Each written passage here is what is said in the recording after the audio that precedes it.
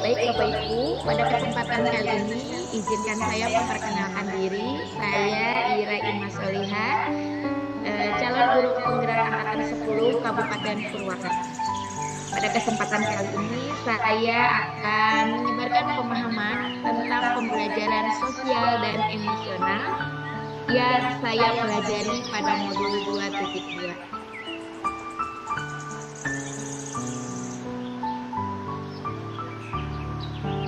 Pengertian pembelajaran sosial dan emosional.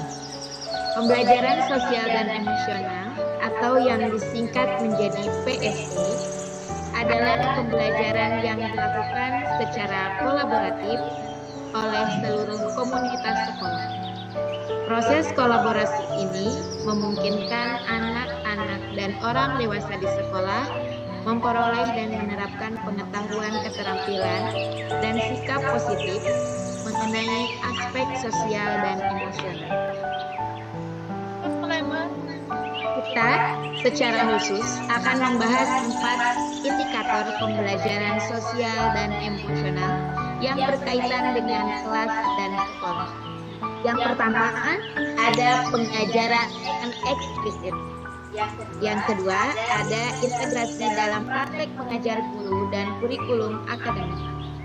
Yang ketiga, penciptaan iklim kelas dan budaya sekolah.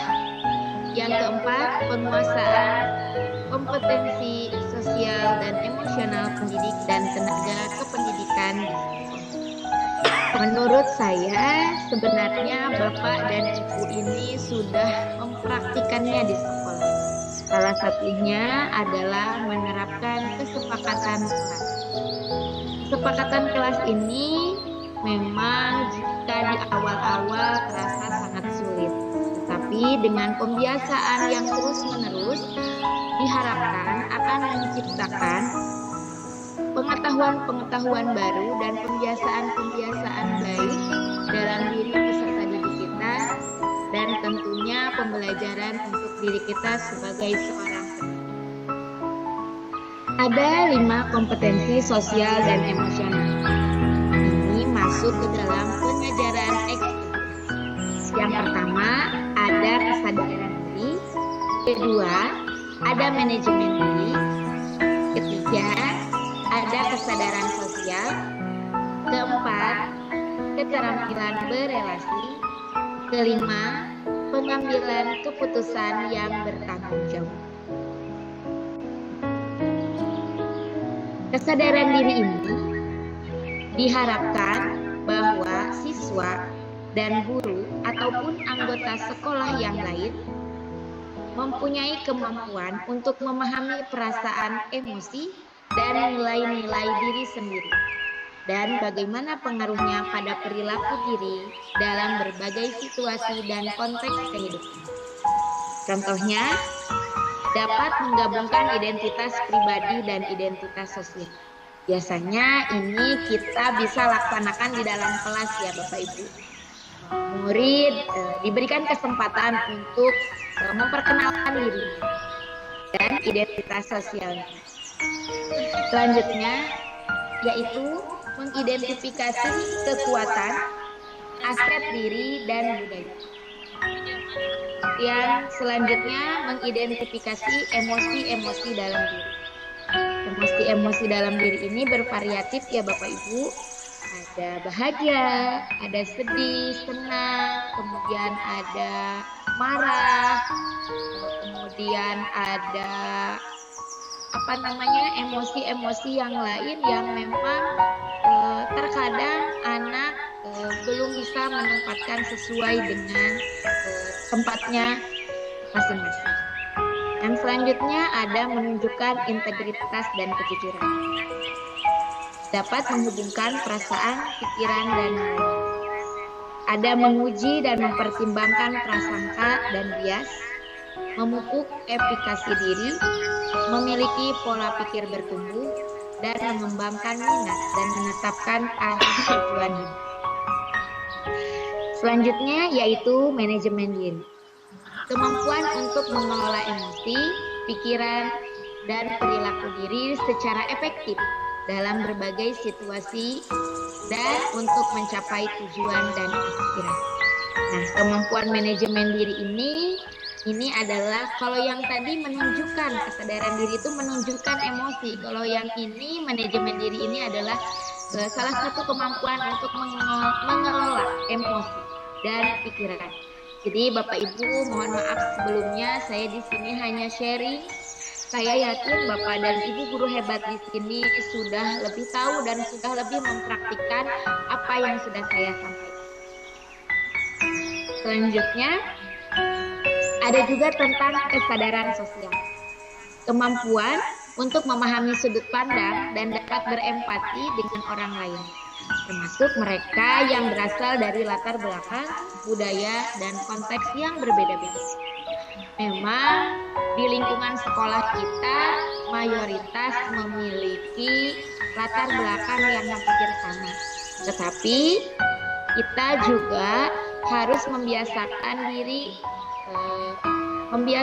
juga kepada murid-murid kita bahwa ketika kita bertemu dengan orang-orang yang berbeda budaya, bahkan berbeda agama, itu harus mampu memahami dan berempati terhadap satu sama lain.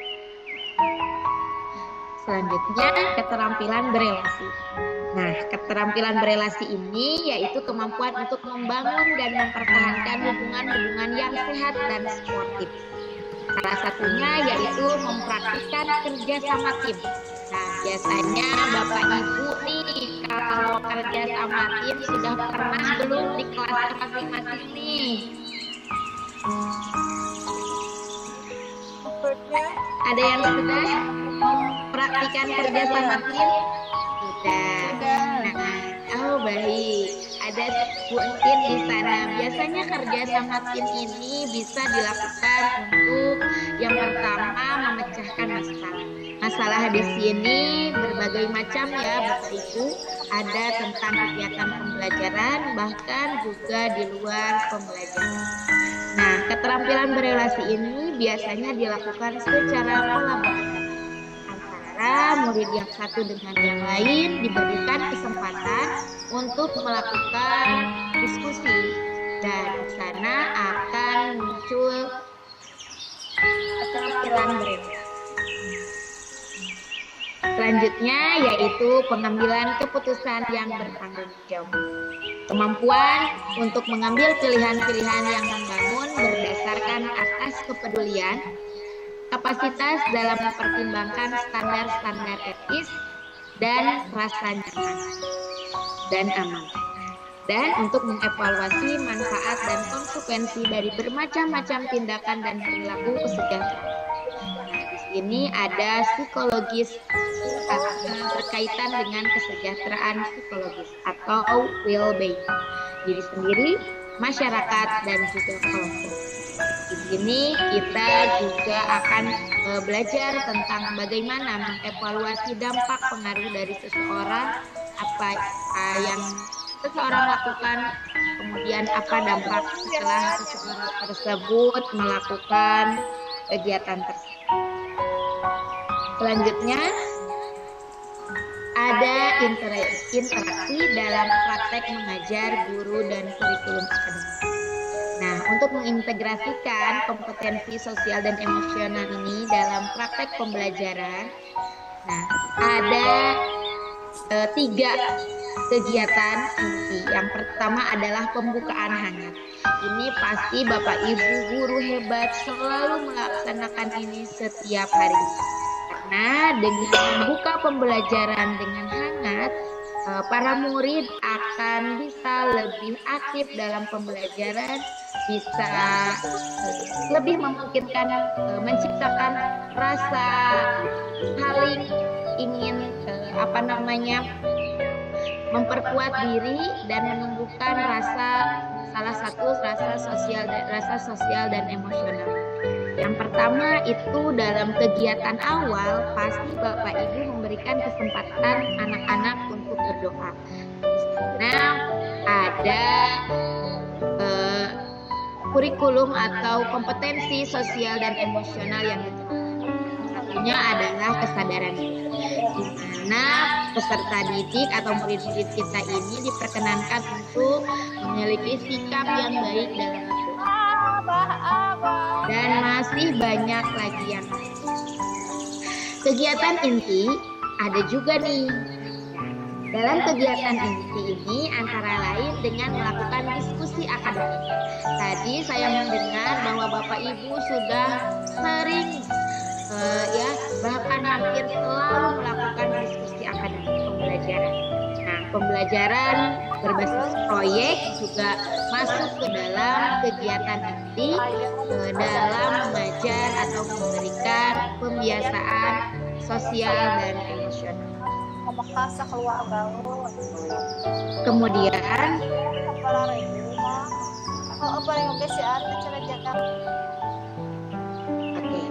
selanjutnya yaitu ada kegiatan penentu. Nah, di sini kita sebagai pendidik juga mengingatkan ya bahwa setiap di akhir pembelajaran kita harus melaksanakan refleksi, apresiasi dengan cara-cara yang kita bisa dengan melakukan tepuk tangan, tepuk hebat, aja yang mereka sudah dapatkan pada pembelajaran hari ini. Lalu apa juga yang mereka rasakan ketika sudah pembelajaran hari ini. Jadi di setiap akhir pembelajaran saya mengingatkan bahwa Bapak Ibu hendaknya untuk memberikan refleksi dan apresiasi agar ketika pemberian refleksi dan apresiasi secara positif ini akan lebih memperkuat dan memberi semangat kepada murid-murid kita agar lebih belajar dengan baik, agar lebih semangat menghadapi pembelajaran-pembelajaran. Nah, di sini ada menciptakan iklim kelas dan budaya sekolah. Lingkungan yang memprioritaskan kualitas relasi antara guru dan murid adalah salah satu indikator utama dalam penciptaan iklim kelas dan budaya sekolah. Saya percaya relasi guru dengan murid di sekolah Bapak Ibu sudah saling percaya dan sudah saling berdampak. Salah satunya bahwa tidak ada sengketa atau permasalahan antara murid dengan murid. Mudah-mudahan di sekolah Bapak Ibu sudah tidak ada lagi permasalahan baik itu antara guru dengan orang tua. Nah, dengan menciptakan iklim dan kelas sebagai budaya sekolah yang positif akan memberikan pembiasaan yang baik juga terhadap murid-murid kita. Pembiasaan ini memang tidak mudah ya Bapak Ibu, akan sangat panjang, akan sangat sulit. Tetapi dengan tekad yang kuat, insya Allah dengan doa Bapak Ibu yang soleh dan ikhlas akan menjadikan murid-murid kita menjadikan murid yang menciptakan atau yang memang kita harapkan sesuai dengan profil pelajar Pancasila. Nah, di sini ada penguatan kompetensi sosial emosional pendidik dan tenaga kependidikan di sekolah. Salah satunya adalah menjadi teladan. Nah, untuk ini saya pun masih banyak belajar ya Bapak Ibu untuk menjadi teladan. Bagaimana kita bisa memberikan contoh secara langsung kepada murid-murid kita tanpa mendikte bahwa kita sedang mengajarkan mereka suatu budaya positif di sekolah. Tapi dengan menjadi teladan ini diharapkan bahwa murid-murid kita akan mengikuti ke arah yang lebih baik. Yang kedua adalah belajar.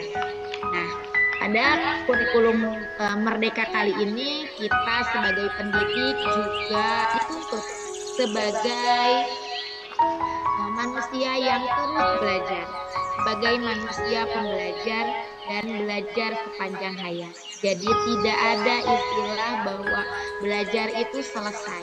Kita harus belajar dari manapun agar kita dapat meningkatkan kualitas diri, agar dapat memberikan pelayanan terbaik kepada murid-murid kita.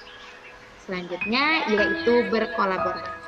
Dengan berkolaborasi, saya yakin di sekolah Bapak Ibu akan tercipta kompetensi sosial dan emosional yang kita harapkan.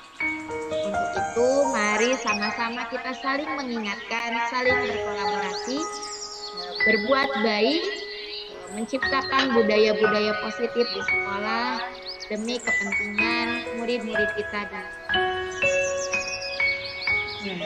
Sekarang nih Bapak Ibu saya tanya, oke boleh nih dinyalakan mic-nya dan kameranya. Boleh ya Bapak Ibu, saya melihat wajah-wajah Bapak Ibu yang cakep dan cantik. Oke, terima kasih sudah membuka kameranya. Telah hadir juga Pak Dede Sofyan. Terima kasih atas waktunya Pak Dede. Oke, baik Bapak Ibu, sekarang kita beralih ke materi selanjutnya. Nah, dalam menciptakan pembelajaran sosial dan emosional itu kitanya sendiri yang harus berada di titik positif.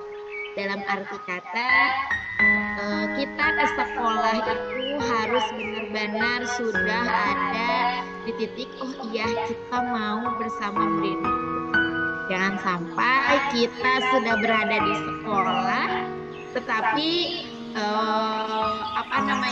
pikiran kita masih ada di rumah atau mikirin yang lain. Nah, untuk itu kita diharapkan untuk mengenali apa itu mindfulness. Bapak Ibu, apakah Bapak Ibu pernah mendengar kata mindfulness atau mindfulness? Nah, coba saya tanya nih ke Pak Dede ya, sudah menyalakan kameranya. Pak Dede kenal mindfulness atau mindfulness nih Pak Dede? Oh, belum kenal. Oke, mari kita kenalan karena ada istilah tak kenal maka tak sayang. Maka kita harus kenalan ya. Oke, Bapak Ibu. Ada mindfulness itu adalah dengan mindfulness adalah dua kata yang berbeda. Ya. Ada kalau mindfulness itu adalah kesadaran penuh. Nah, kalau mindfulness berarti tidur. Ya, jadi kenapa ada dua kata yang mirip tetapi memang penting untuk diri kita sebagai pendidik. Yang pertama, kita harus memiliki kesadaran penuh ketika kita berangkat ke sekolah, kita sadar kita akan mengembangkan murid-murid kita akan belajar bersama mereka, kita akan bermain bersama mereka. Dan yang kedua ada mindfulness, artinya bahwa Bapak Ibu harus tidur yang cukup, istirahat yang baik agar bisa menghadapi suasana di sekolah dengan yang istirahat. Jadi Bapak Ibu tidak ngantuk di sekolah, tetap fit, semangat menghadapi berbagai macam bakat minat yang luar biasa dari anak-anak. Pastinya di setiap sekolah itu memiliki sifat, karakter, minat, bakat yang bervariasi.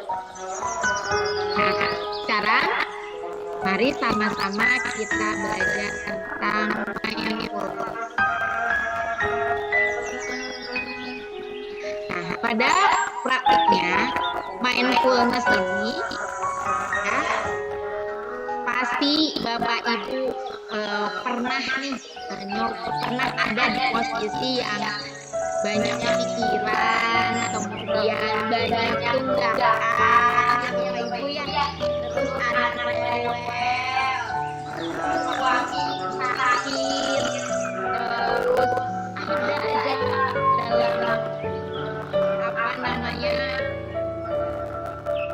dalam di pikiran kita itu berkecamuk gitu ya. Pasti Bapak Ibu pernah merasakan ada di posisi tersebut. Nah, pentingnya bagi kita untuk mengambil jeda terlebih dahulu, menyadari bahwa emosi ini sedang tidak baik-baik. Nah, kalau kita ke sekolah dalam keadaan pikirannya berkecam, gas habis, berat habis, listrik sudah bunyi, bener nggak ya? Kira-kira pikiran kita di sekolah tenang nggak, Bapak Ibu? Tidak. Tidak ya, oke, luar biasa Pak Dede, terima kasih.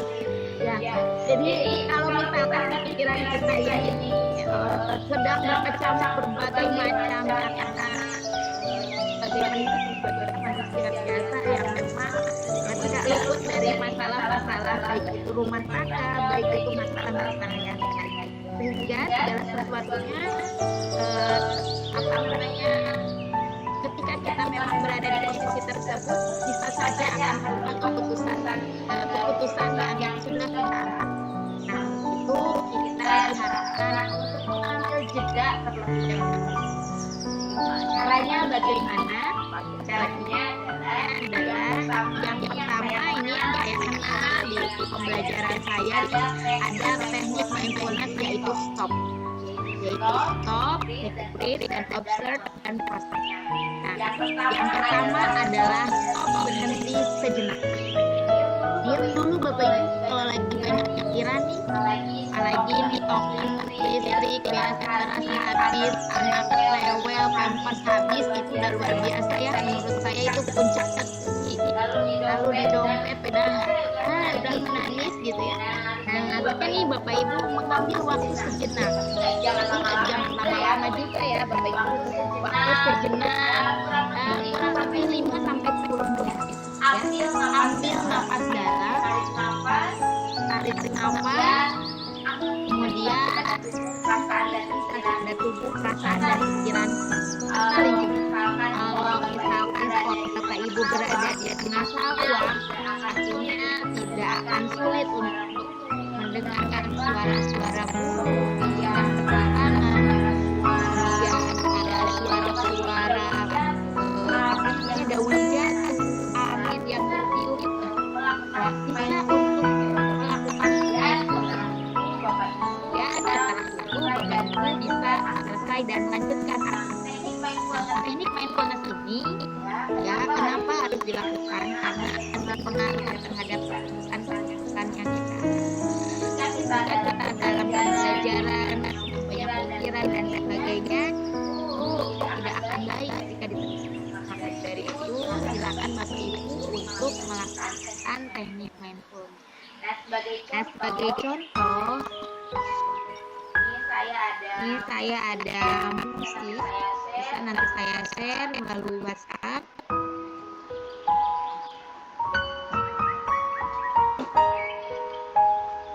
Apakah suara musiknya terdengar? Tidak. Oke, sebentar ya.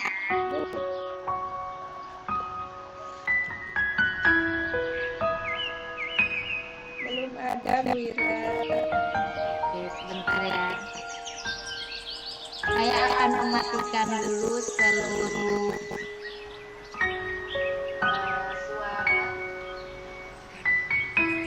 suara-suara saya. Saya sudah setelkan musik, tapi sepertinya belum terdengar dengan baik. Saya coba.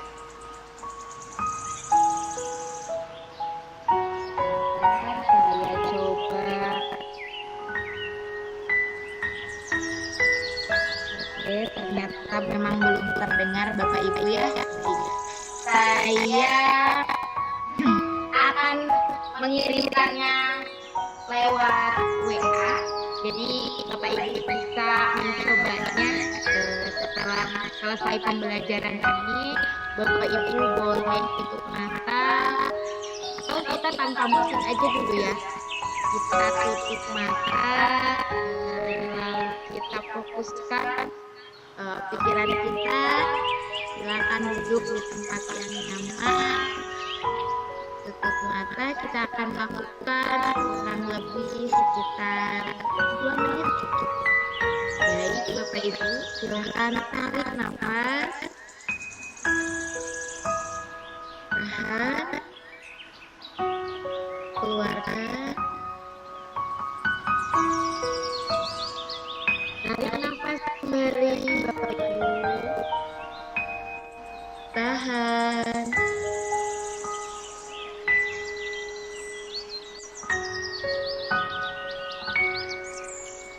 Tarik nafas. Tahan. Lepas.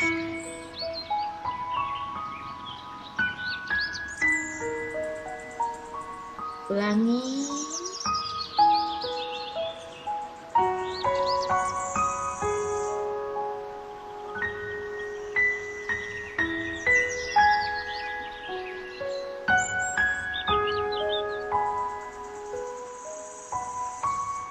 Oke, baik Bapak Ibu. Musik yang saya janjikan akan saya sharekan. Silakan Bapak Ibu praktikkan di rumahnya masing-masing atau bahkan setiap hari sebelum kita masuk sekolah. Agar apa? Agar kita bisa memiliki kesadaran penuh bahwa kita akan melayani murid-murid kita. Sepertinya sudah di akhir materi. Terima kasih banyak Bapak Ibu atas waktunya, sudah meluangkan waktu bisa diskusi dengan saya. Selanjutnya saya akan meminta Bapak Ibu untuk salah satu aja ya, siapa yang mau cerita atau ini aja refleksi dari apa yang sudah saya sampaikan, kira-kira Bapak Ibu bagaimana perasaannya seperti itu. Boleh Bapak Ibu untuk membuka mic-nya dan menceritakan apa yang sudah Bapak Ibu dapatkan pada kesempatan kali ini, atau bisa juga di kolom chat, bisa diketik bagaimana perasaan Bapak Ibu setelah mengikuti kegiatan ini. Apakah setelah melakukan mindfulness tadi sudah lebih berkurang, sudah lebih rileks, atau bahkan malah banyak pikiran ya?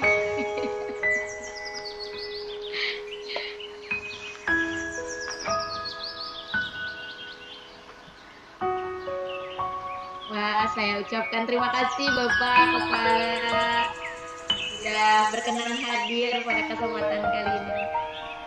Terima kasih Buntin, alhamdulillah senang sekali. Terima kasih bila bermanfaat. Ada lagi yang lain yang mau menyampaikan refleksinya pada kesempatan kali ini? Bu Cucu Sophia, ada yang mau disampaikan Bu Cucu? Ya, Mak.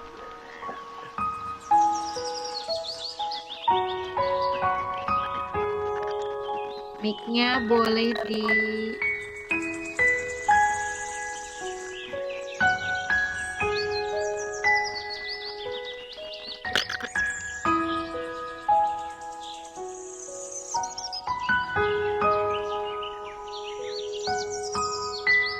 jempling ya teh. Iya. Silakan atuh Bapak, ada yang mau disampaikan Pak? Oh iya, terima kasih Ibu. Alhamdulillah. Assalamualaikum warahmatullahi wabarakatuh. Waalaikumsalam warahmatullahi wabarakatuh. Dan semua sehat-sehat. Terima kasih Bu Ira yang telah disampaikan merupakan pencerahan bagi kita semua ya. Pada dasarnya saya sangat setuju sekali dengan apa yang disampaikan. Itu intinya adalah memanusiakan manusia gitu ya.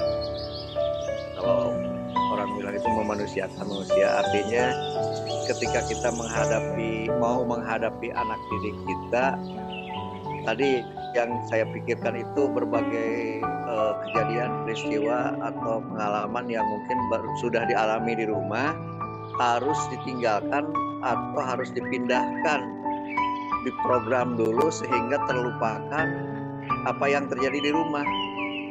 Listrik sudah bunyi, barusan gitu ya Bu ya. Anak-anak yang rewel dan lain sebagainya. Itulah salah satu tantangan kita. Tapi dengan tadi satu niat, kedua kita berdoa ya. pertamanya adalah niatnya dulu. Yang keduanya kita berdoa mudah-mudahan amalan kita merupakan sebuah amal yang menjadikan bahan kita untuk beribadah kepada Allah Subhanahu wa taala. Itu saja penting Ya kita Allah ya Rabbal Alamin. untuk memanusiakan manusia dari diri sendiri kita, dari diri sendiri. Terima kasih Bu Ira, terima kasih kepada semuanya. Alhamdulillah, mudah-mudahan Bu Ira sukses selamanya. Hadir semuanya. Ya, ayo. Terima kasih. Yuk, Terima kasih Ayah, terima kasih atas refleksinya pada kesempatan kali ini. Saya ucapkan juga terima kasih banyak atas seluruh partisipan dari ada Pak Dede Sofian dari SDN Cibubur Ilir sudah nampak hadir, terima kasih banyak. Ada Ibu Dewi Fitriani dari SDN Cibatu, Ibu terima kasih banyak atas waktunya berkenan hadir pada webinar kali ini. Baik Bapak Ibu, terima kasih banyak atas partisipasinya. Mudah-mudahan sedikit yang saya sampaikan dapat bermanfaat baik itu dalam pembelajaran maupun dalam kehidupan kita. Untuk itu izinkan saya untuk foto bersama terlebih dahulu. Silakan untuk membuka kameranya. Ya, oke, terima kasih Bu.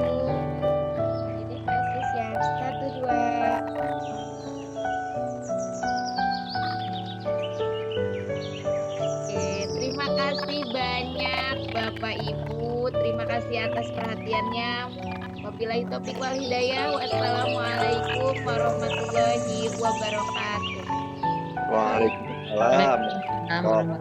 Terima kasih banyak.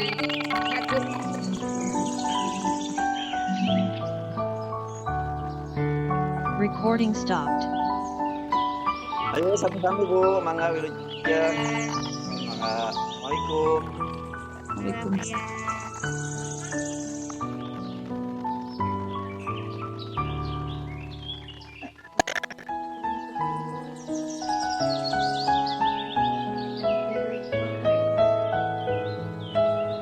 Udah screenshot belum tadi? Aku screenshot tadi. Udah kan tadi nggak ada kopas. Oh di sini. Dadah, nuhun.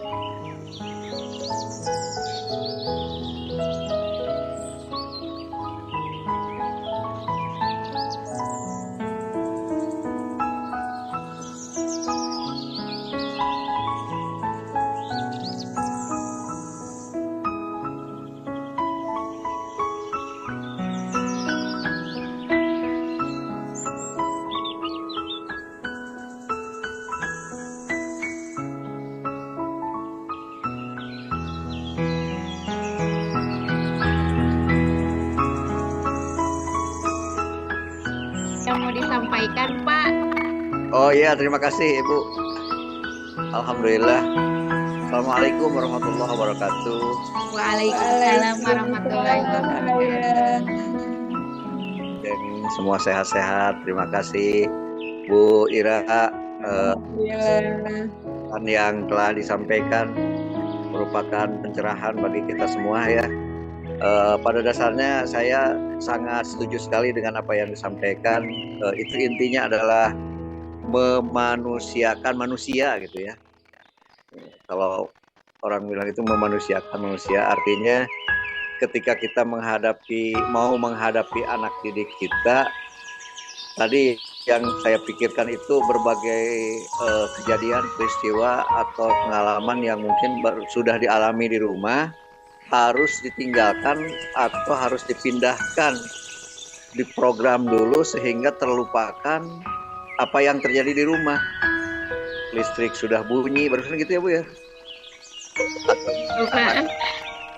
Anak-anak yang rewel dan lain sebagainya. Itulah salah satu tantangan kita. Tapi dengan tadi satu niat, kedua kita berdoa ya. Yang pertamanya adalah niatnya dulu, yang keduanya kita berdoa mudah-mudahan amalan kita merupakan sebuah amal yang menjadikan bahan kita untuk beribadah kepada Allah Subhanahu wa taala. Itu saja penting kita untuk memanusiakan manusia dari diri sendiri kita, dari diri sendiri. Terima kasih Bu Ira, terima kasih kepada semuanya.